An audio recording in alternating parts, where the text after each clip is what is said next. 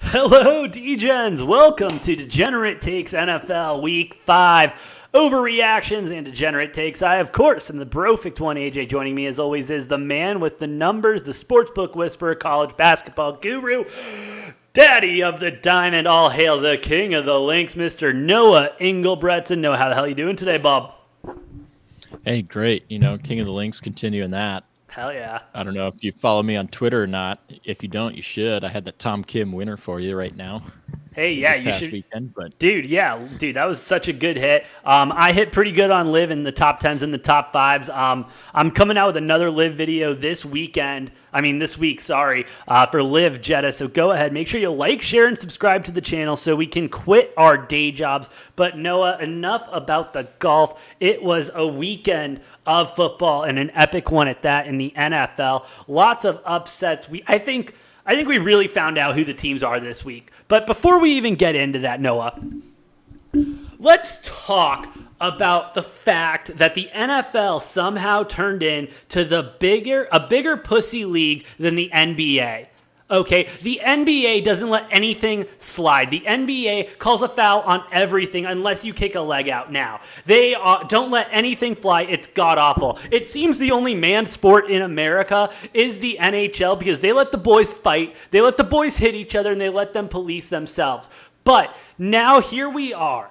Here we are, Noah, with games like the one tonight being severely affected by these absolutely unbelievable bullshit roughing the passer calls. Now, Noah, I'm guilty. I enjoyed a couple of them because that made a couple bets land my way. Sue me, all right? I'm a gambler at heart. But when it comes to the sport, when it comes to what the NFL is, when it comes to the restrictions already on hitting a quarterback, I mean, what the hell are they really supposed to do?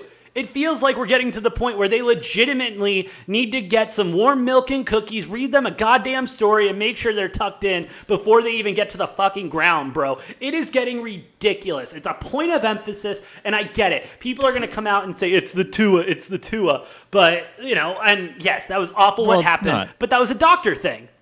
What are your thoughts? Yeah, it's not at all because neither of those two hits on Tua were really roughing the passer, if you ask me, and neither of them got called. So I think those were actually the correct calls as far as penalty wise. Yes. But man, and here's the thing too, is the bigger name you are, the yada yada yada at quarterback, the more of these calls you're gonna get. We see it time and time again. Absolutely. Aaron Rodgers gets these calls too. Yeah, nobody to the extent of Tom Brady. And that's obviously the biggest elephant in the room. Let's just go ahead and address it. Let's go. Tom Brady gets all the calls. All right, we have talked about it. It's the facts. He is the thing that draws this might have been the worst money, one though. Yet. Yes, but that this one was might have terrible. been the worst one yet. Routine sack, routine tackle. Nothing bad, nothing egregious at all, and roughing the passer. On a third down with the Falcons down, 6 points? Yep, it would have been a punt, and then they would have gotten the ball. 3 minutes and change left on the clock. They would have got the ball back, had a chance to win that game. Who knows what would have happened at the end. Bucs defense very tough. Bucs, probably 70-80% chance the Bucs still win that game. Maybe. But the point is the Falcons didn't even get a chance because of a bullshit roughing the passer call. And I do want to say Jerome Boger and his crew are fucking suck. Probably the worst in the NFL. If Let's you remember not forget. The Bengals-Raiders playoff game last year, they reffed that so bad that they got pulled off of all the rest of the playoff games. The rest of the postseason. And here they are again, messing up another game, possibly, and big emphasis on the possibly, altering the outcome of this game. I'm not going to go ahead and say the Falcons would have been a shoo-in to go down and score a touchdown against the Bucs defense, which looks like the best defense in the NFL so far this league. So, like I said, 70-80% chance Bucs still win that game. But the Falcons didn't get a chance. They didn't get a chance because NFL's golden boy, Tom Brady, God forbid you touch Tom Brady, you get called for roughing the passer. And that's just how it is. And it's fucking stupid, and it boils my blood because do receivers and running backs get these same protections? No, they get no. they get lit the fuck up, and unless it's forcible head-to-head contact, there's no penalty call ever. Quarterbacks get touched in the head, like bumped below the knees. Even in this case, he just got tackled too hard. Then there's a fucking 15-yard penalty, automatic first down, extends the drive. It makes a big difference in the game. Yeah.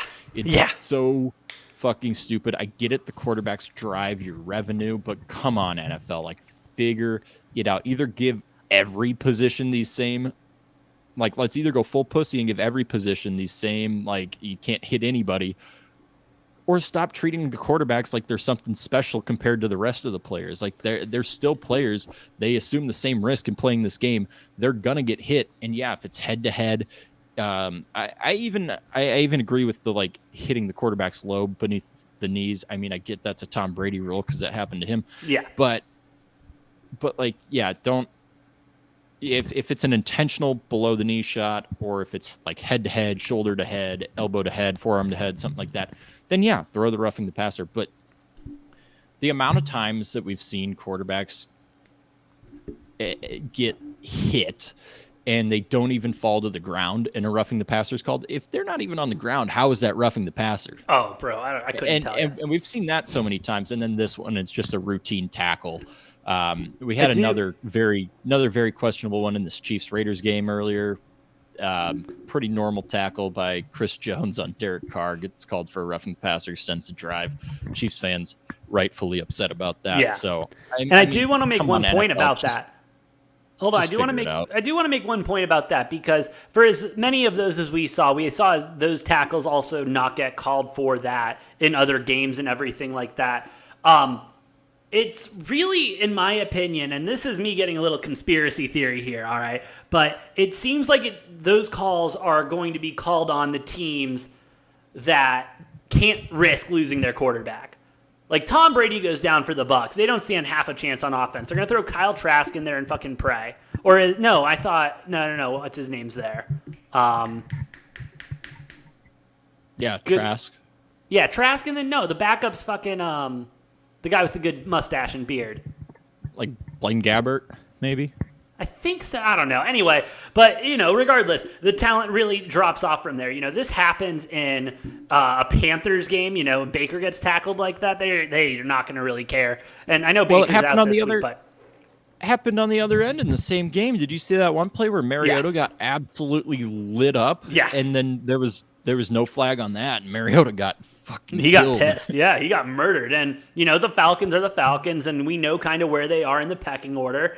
And I think the refs do too, and I bet you that might be something to keep in mind. But Noah, we have talked enough about this. I think we've extended the conversation. Let's get in to the action this week. I want to start Thursday night because I think we learned a very important lesson Thursday night. I think the world learned a very important lesson Thursday night. Not only is the under a guaranteed lock. Yeah. Not only is the under a guaranteed lock and both of these teams suck, but Russell Wilson not only is the highest paid overrated quarterback in the history of the NFL, but he really somehow convinced everybody in this league, on the media and everything, that the Broncos were going to be contenders. Russell Wilson hasn't been part of a contending team in forever. You can say what you want to about him making the playoffs with that Seattle team last year and the year before, whatever. But, I mean, it was a shit team. They got lucky in a hard division. Russell Wilson's not the guy. Never been the guy. Won't be the guy. And he's not the guy. He's just not the guy. And also, how the hell do you throw again on the 1 yard line? If you're Russell Wilson, how do you not get PTSD in that situation and say, shit, I should hand the ball off? Because he's not calling the plays. But also, like... he can audible! They got to trust him to audible. It's fucking Nathaniel Hackett calling the goddamn plays. Yeah, man, I don't know. You're paying him $240 million. How do you not trust him to audible? I just think it's hilarious that Nathaniel Hackett got a head coaching job when he wasn't... I mean... Matt LaFleur was calling the plays.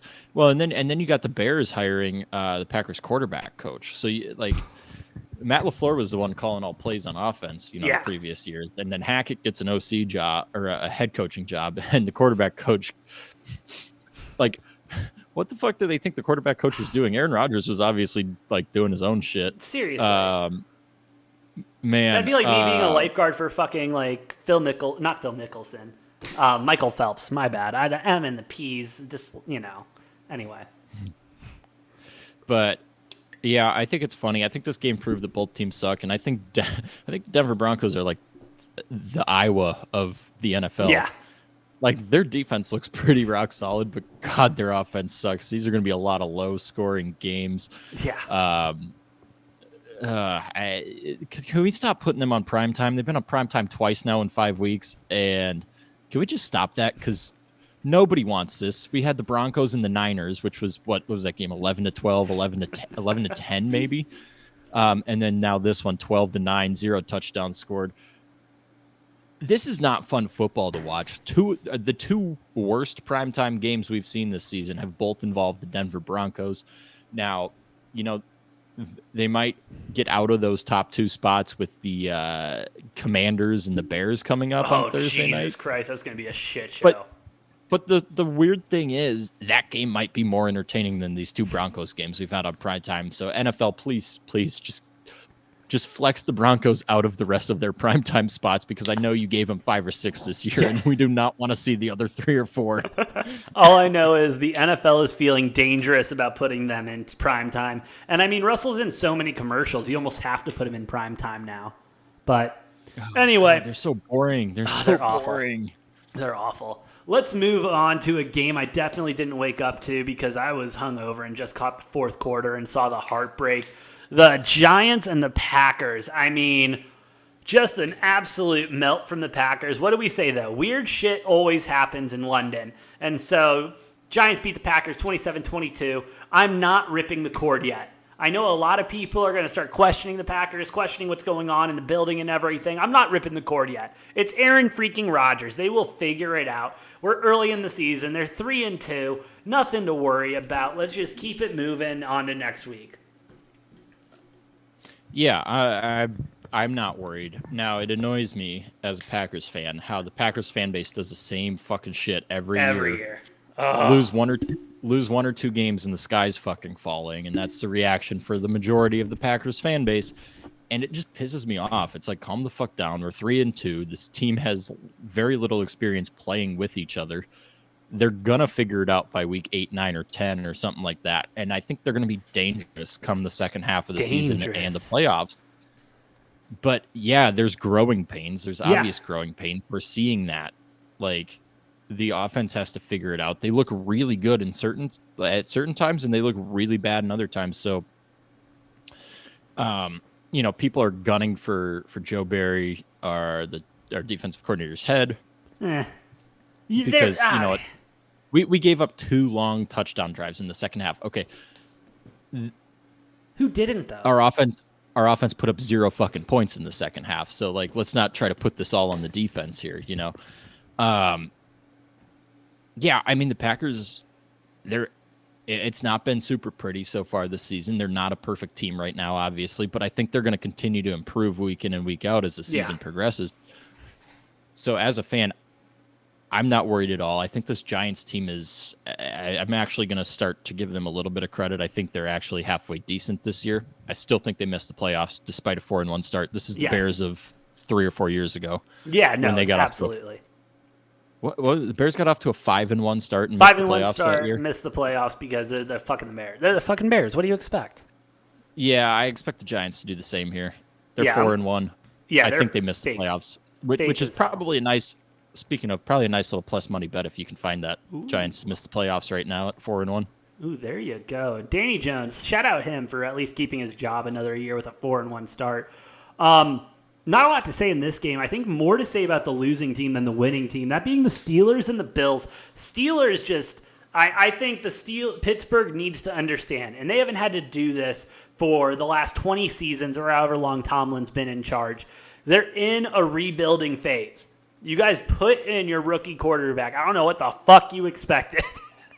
I mean, not saying Mitch Trubisky is going to get you any farther, but not saying Kenny Pickett's going to do any better. Does he maybe give you a better chance to win? Maybe. But is it better to get these reps now and these opportunities now to, Mike Tomlin and the boys kind of understand, yeah, we're 1-4, this is rebuilding. I think it's okay. I think the Steelers have nothing to worry about come next season. I think Kenny Pickett will go through a lot, and it'll be a lot of trial by fire, and that's going to, iron sharpens iron, and I think he might be copper now, but he'll become iron, or however that analogy works. I'm not an English major. I don't know. Yeah, it will be trial by fire, and it's going to go one of two ways. He's either going to come out better for it, or it's going to ruin his career. But it's not going to ruin. I don't think this is going to ruin his career, though. It's Mike Tomlin in charge, not Matt Nagy. True, we'll see. But Tomlin's been flirting with retirement, and if he has his first season under 500, I don't know. Although he does seem too strong-willed to call it quits after his first season. I was about to say he would see it like a challenge. Then, okay, let me rebuild, let me figure it out, let me get back to it. Yeah, we'll see. Bills looking really dominant again. God, they're a great team. Yeah, I mean they've shown weakness against both the Dolphins and the Ravens, but their other three games, it's been one-sided. As lopsided as you can get the entire game. So Bills definitely still, even despite the Eagles being 5-0, Bills still, in my opinion, looking like the best team in the NFL. But they're not perfect. They're not perfect. They looked like they were through 2 weeks this season. They have some weaknesses that good teams will be able to exploit. They're going to blow the wheels off of any average or bad team. Yeah. But good teams will be able to hang in there with them and give them a challenge at least. So.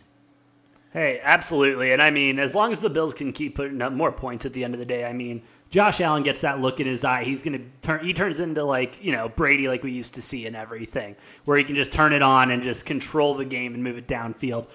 Josh Allen's unfucking believable. What he can do with a football is beautiful. Noah, I think I found the best bet in football.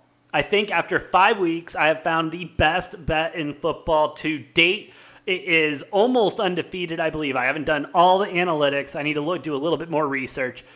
Tune in when we, do NFL bets. Of course, share, subscribe to the channel. Browns, you take whoever the Browns are playing. You take the opposite team money line when the Browns go up, because the Browns gave it up to the Chargers 30-28 this weekend, and I love it. The Browns are going to Browns. Like we've said in the beginning, Jacoby Brissett is a game manager. He is not going to go out there and change the game and win the game, but he's a game manager. He needs to rely on everyone else to do so, and that just keeps being proven. Browns still about 6 weeks left until Deshaun can come back. So, I think they're pretty much going to be 500 by the time he comes back, or as close to 500 as they can be. They're sitting at 2-3 right now. They play the Patriots next week, who looked really good against the Lions. Yeah. We'll get to that game in a bit. And then they're at the Ravens, home against the Bengals, at the Dolphins, at the Bills, home against the Bucks, and then they're not going to be 500. They are not going to be 500. You didn't look at their schedule, but now that I tell you their schedule. Yeah, no shot. They're going to be losing going in. You might as well pack the bags in. Yeah. At this point, are you considering, if you're this bad, are you considering just Deshaun having some phantom injury when he was getting ready to come back, and then you just let Jacoby Brissett go through the rest and get a half-decent draft pick? That's what I'm thinking, at least. I don't know. I think they're going to be 4-7 by the time Watson comes back. But then they're at the Texans. That's probably a win. You get to 5-7. But at the Bengals, home against the Ravens, home against the Saints, maybe you go 2-2 through that stretch, and then you're sitting at 7-6 and 9, maybe something at that point. That, yeah. When your last two, you're 8-9, probably missing the playoffs regardless. So I don't think the Browns make the playoffs this year. They have too tough of a stretch. They haven't looked good enough to muster up. They're going to have to go at least 5-5, or 11 games. They're going to have to go at least maybe 6-5 with Jacoby Brissett to have a good, solid chance of playoffs. Maybe they can do it with 5-6 record, but they're gonna at bare minimum need to win 5 games. And bare minimum. I don't see them winning 3 of the next 6. Yeah, That's too tough of a stretch. No, absolutely. And just a quick note on the Chargers. I do want to change my stance on them a little bit. I think they're going to end up being a sneaky wild card team. Because even with the injuries and stuff, they didn't look half bad against a good Browns defense. And, they seem to find a way to win, which is at the end of the day what you need to do. It doesn't matter if it's luck. I mean, that's half of football is luck. So, give me the Chargers to make the playoffs. That's probably a solid bet right now, even though they're at 3-2. But with all the injuries, you might get them at plus money. I know we talked about the AFC West being strong, but the Broncos are dead. And so they might get 3 teams in there. We've seen it before. Moving on, though. I want to talk about... What? You got a thought on the Chargers? I'm sorry. No, I was just going to say, I hope a little live update here while we're recording. I hope you're not playing against anybody with Travis Kelce in fantasy football because getting in for his 3rd touchdown of the game... Damn. You might have been up 30 points going into the Monday night game, feeling okay, but watch out. Yeah, watch out. Live update, shout out. You'll see this after you've already lost. Sorry. Okay, no. Condolences. Sorry about it. I think I found this year's version of the Bengals. All right? The Chicago Bears are going to be this year's Bengals. I'm not saying they're going to the Super Bowl, but I'm saying they're going to be that team that no one expected anything out of, that actually somehow fucks around and finds out and makes it to the playoffs at a whim. They lost to the Vikings 22-29, but they lost to what's supposed to be an unbelievable Vikings offense to a Bears defense that's supposed to be completely dismantled, and yet the boys still figured out how to hold them only to 29. And, Dalvin Cook, 18 carries, 94 yards. Justin Jefferson with 12 receptions, 154 yards. I know they didn't hold them, but they performed well enough to make it a 7-point game. I say shout out to the Bears. I think they're going to cover a lot more games than we expect. And I think they're going to end up fucking around and winning a bunch more than we expect. I completely disagree. I think this is more of the Vikings might be a faker 4-1 team than the Giants. It might. I don't know that I'm firm on that take, but I think it's hilarious being a Packers fan living in Minnesota. The Vikings fans celebrating like they're going to the Super Bowl or something this year. Can we? So, they beat the Packers week 1, right? Then they get stomped by the Eagles, and then they've barely beat Detroit, barely beat Chicago, and barely beat the Saints. I wouldn't be tooting those horns yet, Vikings fans, because that is a weak 4-1 resume. They're gonna fall apart. They're gonna choke. It's what they always do. They are 4-1, but they have not looked good doing so. So I'm not.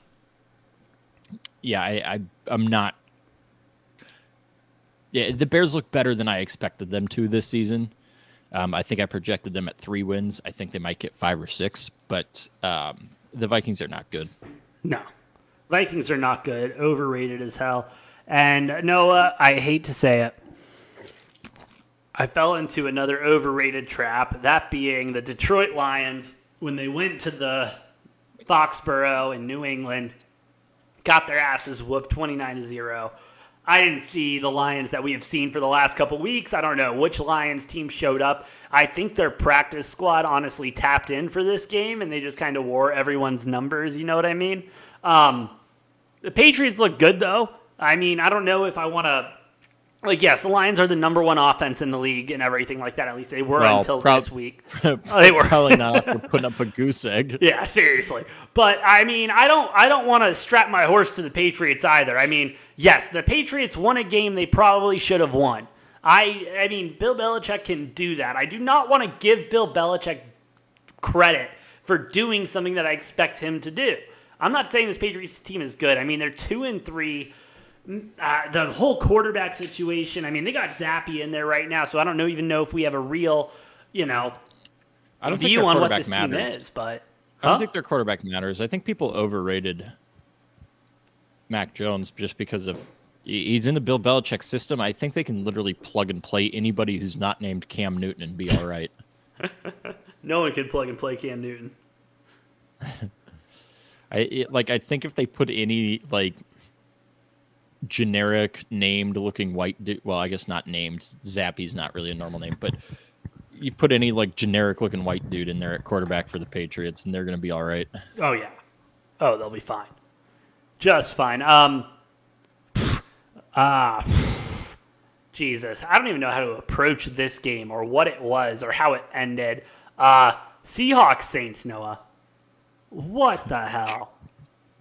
I just want to say, out of my 3 fantasy leagues, I do have Taysom Hill on my bench for one of them. And all I could say is, what the fuck? Why did I not play Taysom Hill? Because he's listed as a tight end. Yes, he is. 4 rushing touchdowns. He had 32 fantasy points, and he's just chilling on my bench. Deep bench, too. I had no thoughts of even playing him. Well, I think you'll give it a thought now. He's getting a lot of work with Andy Dalton and his quarterback in their run game, weird switched up packages that he wasn't getting with Jameis in there. I think he's a viable fantasy play at this point, to be honest. But I do want to mention this Seahawks offense looks pretty damn good with Geno Smith. They're putting up points. Yeah. Overs. Start looking at overs for them, especially. Defense looks garbage, but their offense, they're putting up points. Yeah, no. They're not having any problem doing that, other than when they played the 49ers in San Fran. They always have issues there, though. But, I mean, last 3 weeks, 23, 48, and 39, or 32. Like the Bears, I think Seattle's still not a good team, but they're better than we thought they would be. Yeah, absolutely. A team that I think we both agree is probably dead now, especially with your starting and backup quarterback out. You got the Dolphins and the Jets. Dolphins are done. I mean, at some point, there's only so much Waddle and Tyreek can do. There's only so much that defense can do. Losing 40-17 to this Jets team that might be all the way back with Zach Wilson back at quarterback. AJ, the Jets won at home. Yeah. It's fucking unbelievable. But they love getting blown out at home. They love it, but they did the reverse of that. Crazy. Is hell freezing over, man? No, it's just Zach Wilson's 2-0. Joins the ranks of what are there? Maybe 3 starting quarterbacks in the league who are undefeated. Yeah, Cooper Rush, Jalen Hurts. Yeah, and Zach Wilson. Yeah. I don't know if I might be missing some. Has anybody just started one game that I'm forgetting about? No, Deshaun hasn't played yet. Mitch Trubisky's done. Baker hasn't won anything. Yeah, I think those are your only 3 NFL quarterbacks who have not lost a start this season. Cooper Rush, Jalen Hurts, and Zach Wilson. I bet you didn't expect that list 5 weeks into the season. And honestly, Noah, I think you and I could have expected this, though. We watched Zach Wilson play how many games, how long, and we both knew this guy was a dog. He just needed to get into a half-decent system. Oh, God. People were fucking dragging him last year, too. And I'm like, okay, so we're not giving up on Trevor Lawrence, but we're saying Zach Wilson's a bust after one season? Come on. He didn't even play a full season. He had, I'm not going to say he had a worse situation than Trevor Lawrence, but, come on. Dude had some injuries. The MILF Slayer is 2-0 this season. And you know what? He's going to keep it rolling, I think. Absolutely. Zach Wilson. He's got that dog in him, baby. He's got that dog, brother. Hell yeah, he does. He's got that dog in him, and he's in that cougar. Oh, fucking it. Oh, God, no. Okay. Oh, shit. Other disturbing things I saw this weekend. I saw a 45-year-old man almost get killed on a phantom call. talking about Tom Brady and the Buccaneers, I mean, we talked about the refs already. We're not going to get back into that. The Bucs look rough. I mean, the defense looks unbelievable, but that offense, Tom Brady lost a step. And he may have lost a step last season, but this time it's noticeable. I mean, I've been a Tom Brady guy for a long time, but you can't even blame it on the receivers anymore. No, which people you were trying to do for the beginning. But he's got Godwin back. Mike Evans is fully healthy. He added Julio Jones, who's just washed, so I'm not surprised there. But Russell Gage, like, he's got receiving weapons. It's not that. The offensive line is fucking tattered. And oh, God, Brady, it's awful. Brady's too old to move out of the pocket, so when that pocket's collapsing on him, he can't do shit. So yeah. He's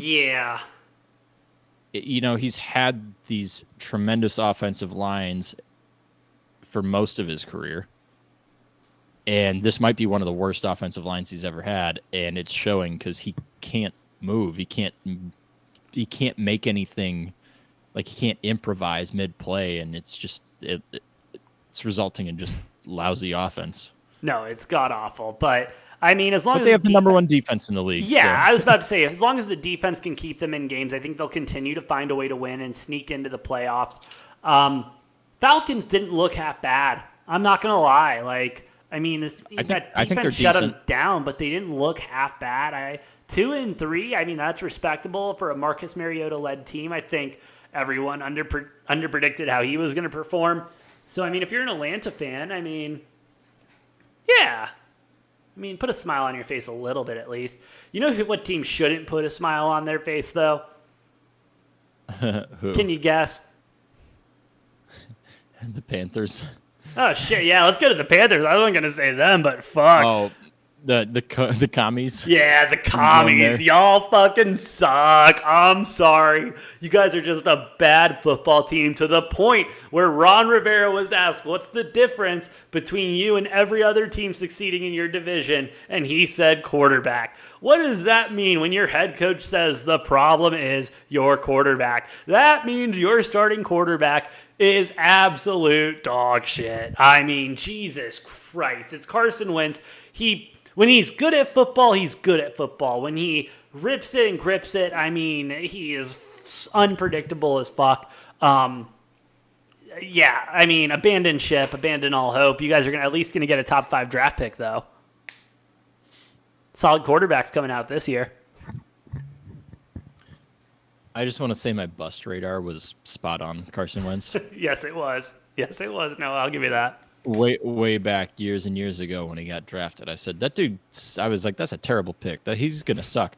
And then he kind of like won some games early for the Eagles, and people were like, oh, he's so good. And then he couldn't stay healthy. And then now he's on his third team in 3 years.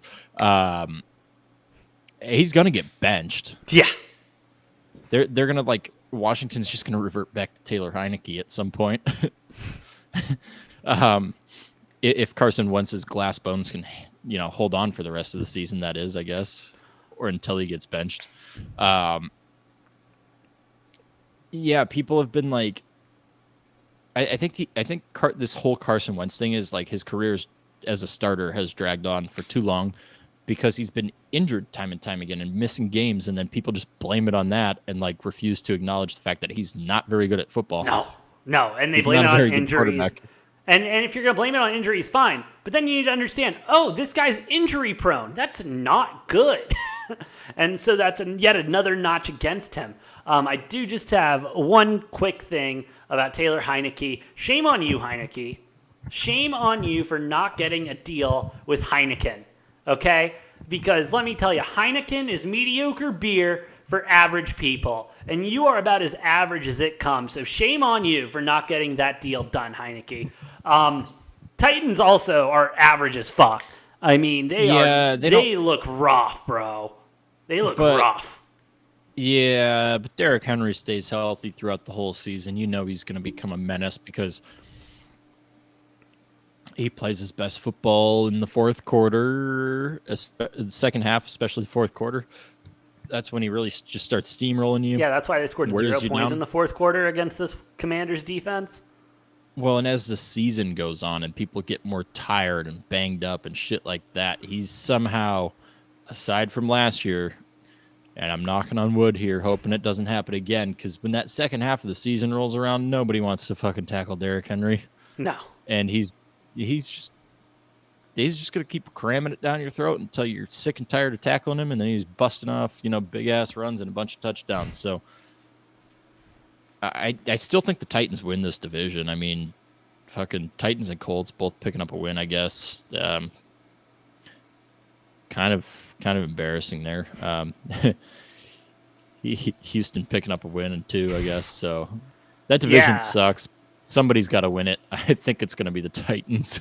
Dude, maybe the Titans, but I mean, if the Texans can keep pulling out wins, I mean, they're 1-3-1, so I'm not going to overreact completely. But I'm not ruling any of those 4 teams out from winning that division at this point because they all look terrible. They all look terrible, but I think the Titans figure it out more so than the Colts, Texans, or Jaguars do. This is why I can't wait for the XFL, because I hope they relegate teams to the XFL. If you're the Texans, get the fuck out of here. Go to the XFL, get your shit figured out, and then we'll get you back in. That would be unbelievable. But Jaguars, I mean, growing pains. 2-3 though, nothing to really worry about, I don't think. Yeah, and if you watched our video on our picks, I took Houston money line. My logic on that was that this line was skewed because people were completely overreacting to Jacksonville having 2 blowout wins in a row. I was like, this is not a good Jaguars team. They just happened to blow out 2 opponents in a row. I think I might have said they were going to get clapped by Houston. You did. They didn't get clapped. But yeah, 13-6. But that Texans defense is not that good, and they only put up 6 points. So yeah, it was exactly kind of what we expected. Just a bad game overall, and it delivered. That under was a lock. All right, Noah, let's talk about it. Matt Rule, Panthers. Matt Rule, let me run you through his years in Carolina real quick, all right? He had 4 different starting quarterbacks. He had 3 years of absolutely disappointment, 2 losing seasons, and 1 running back that couldn't stay healthy. Do I blame it all on Matt Rule? Yes. Do I think it has He had a winning season? No, he didn't.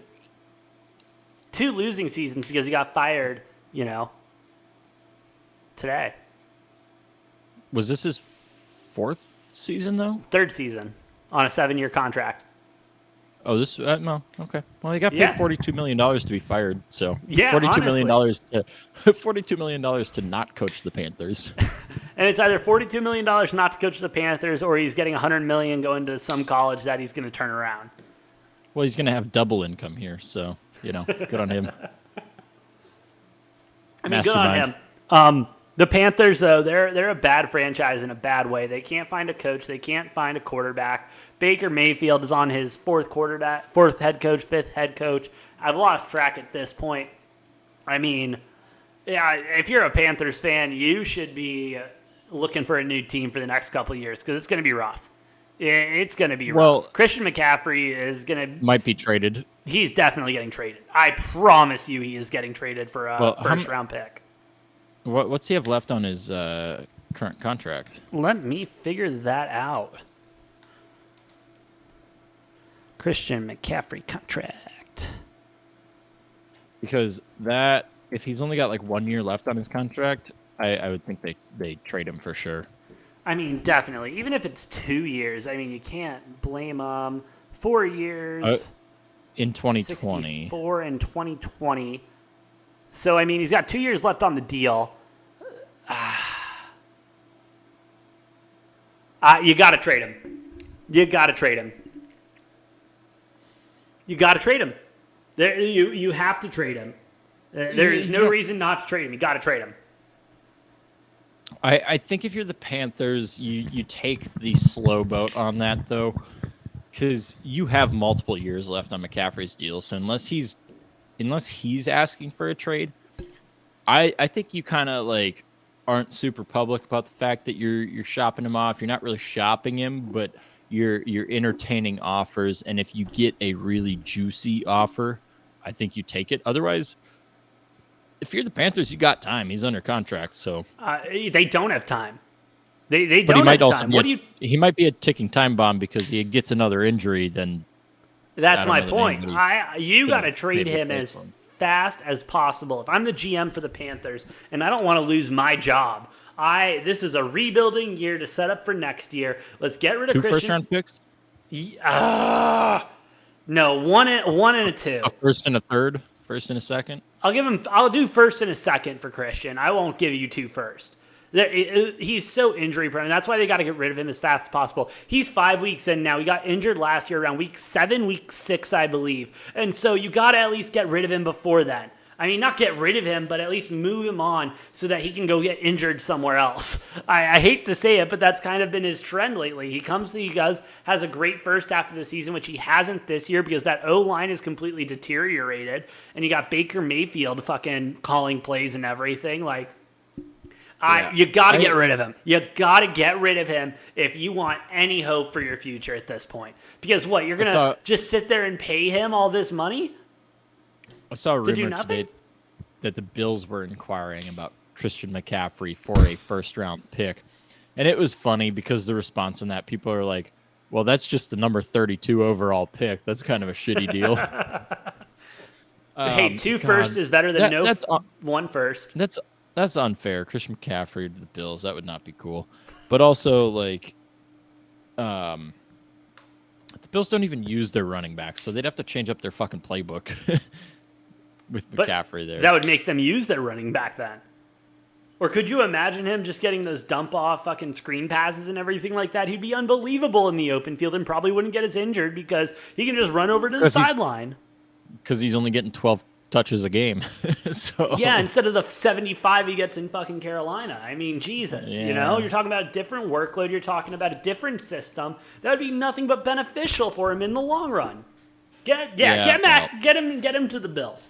Get him to the Bills. I want to see the Bills at max strength with Christian McCaffrey. I think we can agree that the Panthers are just a dumpster fire. Yeah. Could very well end up with the top pick. We'll probably have a top 5 pick in the upcoming draft. I wouldn't be surprised by that at all. And I think this was I don't think Baker gets another immediate shot at a starting job. No. I think. Oh, yeah, I do. I think he will. He'll get signed somewhere as a backup, and if that quarterback gets injured or is playing terribly, Baker will get a chance to earn a starting job back. But I don't think we see that. I think the Panthers end up with like a top 3, top 5 pick and end up taking either Bryce Williams or Bryce, Alabama. Is that right? Bryce Young in Alabama. Bryce Young or CJ Stroud. Yeah, I'm thinking of Caleb Williams. Yes, you're thinking of Caleb Williams. I'm pulling a UAJ and melding 2 names together. Hey, I mean, better you than me. I'm tired of it. I think Carolina ends up drafting either CJ Stroud or Bryce Young. Yeah. Oh, I'm with you on that. Next games to talk about, not a lot to say, except that the Cowboys are real and the Rams are still hungover as fuck. Matt Stafford starting to go back to how he played in Detroit. Just not being able to figure it out on offense. That defense not really being able to hold the ground and being that defense we know and love because Aaron Donald can take on any man, any time. But, by the way, Cooper Rush is 5-0. Yeah. And there's rumors that the Cowboys are going to be testing the thumb this week. Noah, you're Jerry Jones. You start Dak or you start Coop?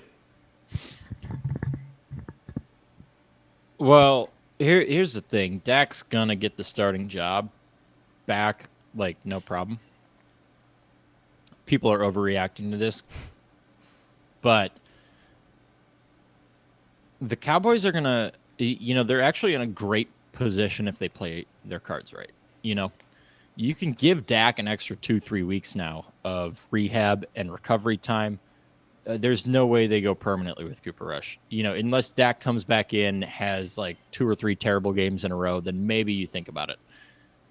But this defense is, it's legit. It's the real deal. Yeah. Like, I'm not going to lie. Obviously, I'm tooting the Cooper Rush horn and doing all that just because it's fun. He has not been spectacular, but he hasn't turned the ball over. So that's the big thing. This defense is really good. This defense is really good. And the funny thing is, not a whole lot of people are talking about this Dallas defense. For some reason, Cowboys are kind of flying under the radar for the most part. Cooper Rush is getting more attention than this defense for no fucking legitimate reason. I've been giving Cooper Rush more credit than this defense, though, so I guess I play a part in that. And yeah, by the way, fantasy Travis update. Travis Kelce with his fourth. Congratulations to anybody who has Travis Kelce. Apologies to whoever doesn't, because you just got absolutely fucked on Monday night. But yeah, this Dallas defense is really good. They held the Rams to 10 points. This is going to be consistent through the season. That's why I still have them winning this division. Yeah. Like I did at the beginning of the year. I know Philly's 5-0. Philly looks really good. But Philly's defense has looked a little spotty at times to me. Their offense looks really high-powered. I hate that I'm going to say it, but I think Dallas is a good 12-win football team this year. Unfortunately, Dallas fans have something to talk about this year, and they're going to, probably toot the horn, and unfortunately, rightfully so. But Noah, let's move on to that Philadelphia team that you were talking about so highly. Excuse me. Let me just start by saying, all right, Cardinals fucking suck. Cardinals are a bad football team. I'm done riding the roller coaster. I'm sticking with the fact that the Cardinals are a mismanaged football team. I am not ready to put the blame on Kyler Murray and his inflated contract, but I am ready to put the blame on Cliff Kingsbury and his moronic, uncreative, and boring fucking play calling. He is supposed to come in here and be this offensive guru, and here we are. Here we are, having a running quarterback, not running a single draw, not fucking using the fact that he can move around in the pocket or anything. Granted, some of that might be on Kyler's decision-making, but just not giving him the opportunity, I think, to use his full potential and really be the superstar that he could be. I hate to say that about Kyler, but he didn't perform half bad. 28 for 42, 250 yards, 1 tutty. I mean, against the 5-0 Eagles that's supposed to be unstoppable, I'll take that performance from Kyler, because then it comes down to clock management and play calling.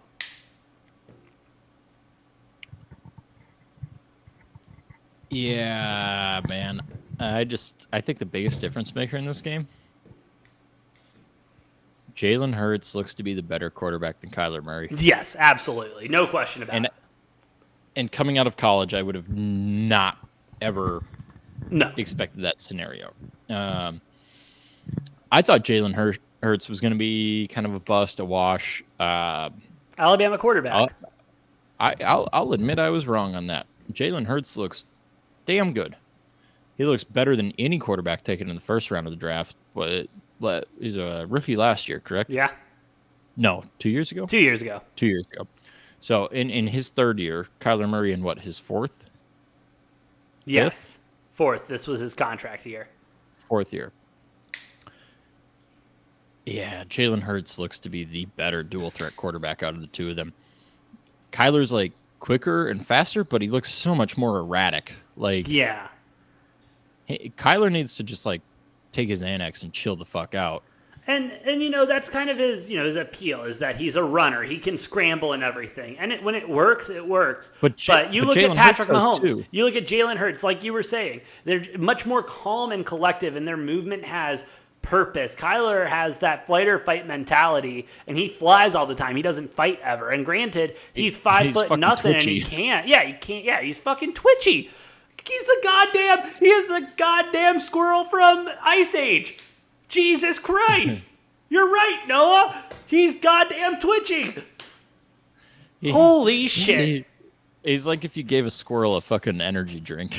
Oh my God, give him fucking Adderall. And that's the way he plays. Jesus.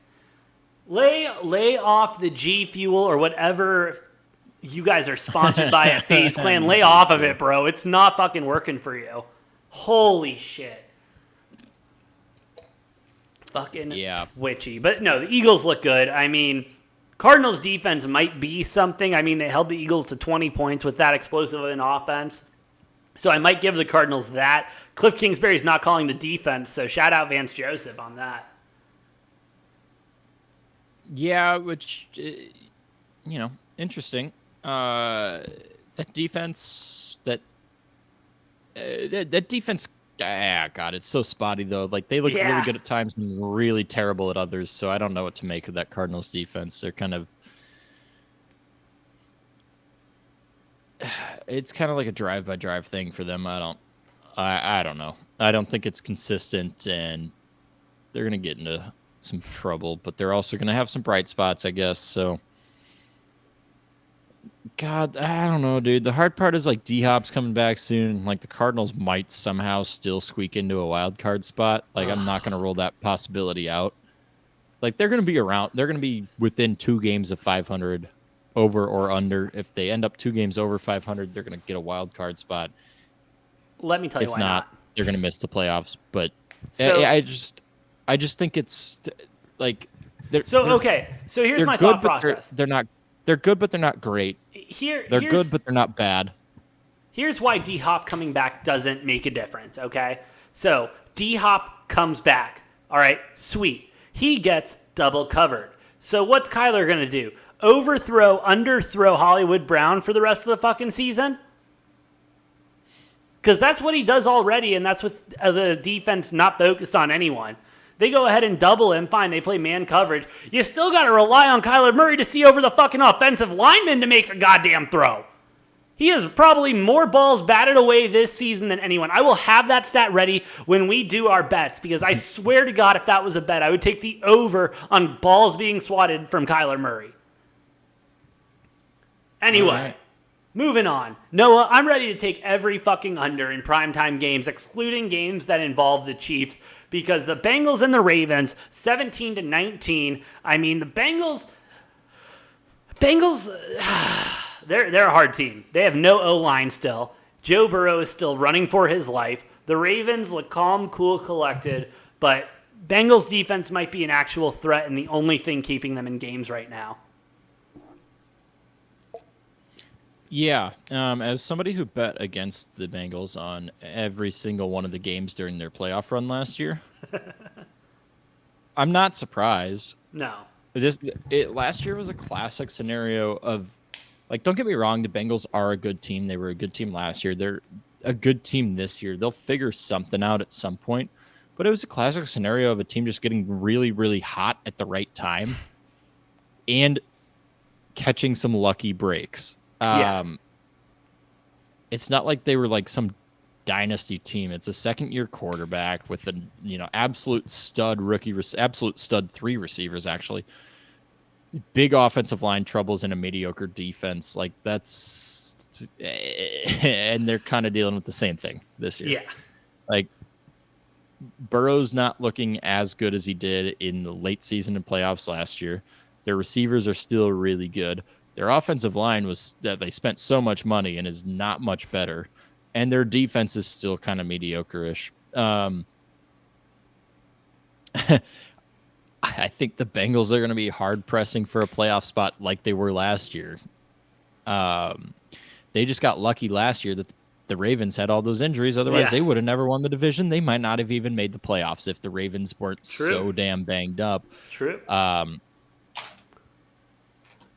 This is the Ravens division, as I said at the beginning of the year. I feel a lot stronger about that now after they've beat the Bengals. The Steelers look terrible. The Browns aren't going to do anything.